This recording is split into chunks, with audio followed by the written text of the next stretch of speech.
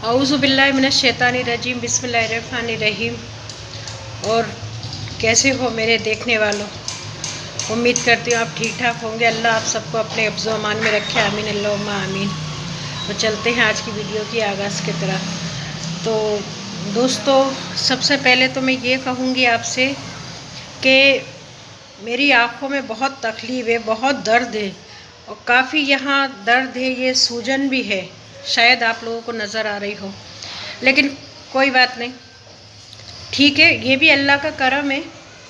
अल्लाह तकलीफ़ भी उनको ही देता है जो अल्लाह के प्यारे होते हैं, अल्लाह जिनसे मोहब्बत करता है।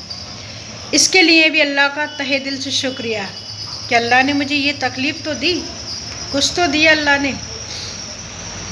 तो ये तो रही मेरी बात, लेकिन आज मैं आपको जुमेरात के हवाले से कुछ बात बताती हूँ।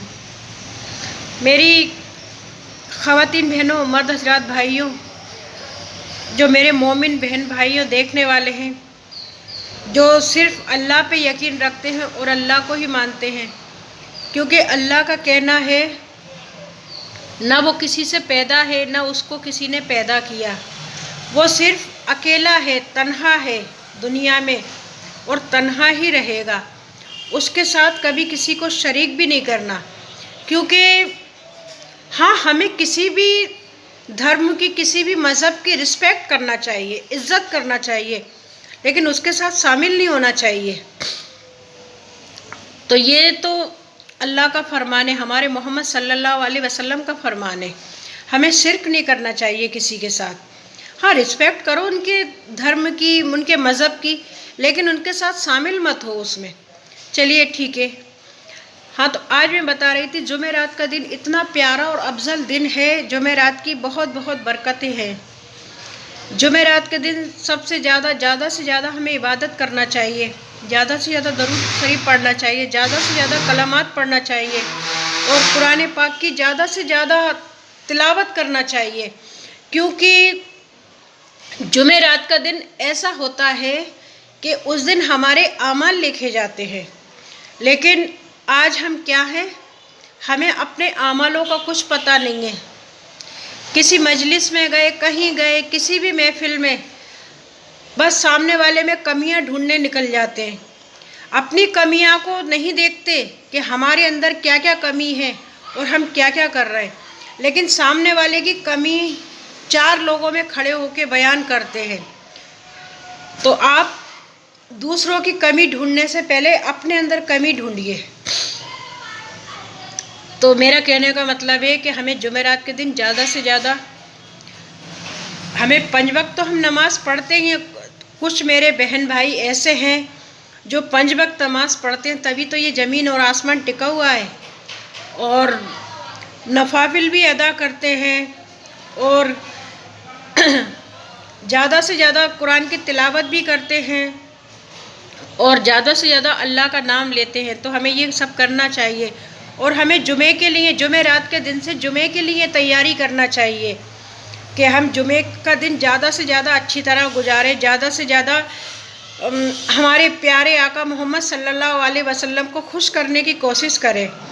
तो हमें जुमे की तैयारी आज के दिन से, जुमेरात से ही शुरू कर देना चाहिए। हमें ना कि ये फ़िक्र करते हुए कि हम आज घर में क्या करेंगे, हमें क्या करना है, क्या धरना है, क्या काम करना है, वो काम तो हैं गृहस्थी के, वो तो हम जब तक जिएंगे, जब तक हमारे साथ ये काम लगे रहेंगे। लेकिन हम पे सबसे बड़ा फ़र्ज़ ये भी है कि हम अपनी आखिरत के तरफ भी देखें। ये दुनिया के सारे काम, दुनिया की जितने भी हम दुनिया के काम समेट रहे हैं, ये दुनिया के दुनिया में ही रहेंगे। इंसान सिर्फ जाएगा तो अपने आमाल लेके जाएगा। ये कहने तो सब बैठ जाते हैं, लेकिन इन पे अमल कोई नहीं करता। अगर इन पे अमल करने लगे तो क्या शान है हम मुसलमान की। हमें अपने आप को बहुत खुश नसीब उस अल्लाह का हाथ उठा उठा के शुक्र अदा करना चाहिए कि हम मुसलमान हैं और आज हमारे मुसलमान भाई बहनें क्या काफिर के साथ शिरकत कर रहे हैं, काफिरों के साथ शिरकत कर रहे हैं। अगर जिसने, मुसलमान का क्या है, एक ईमान ही तो है।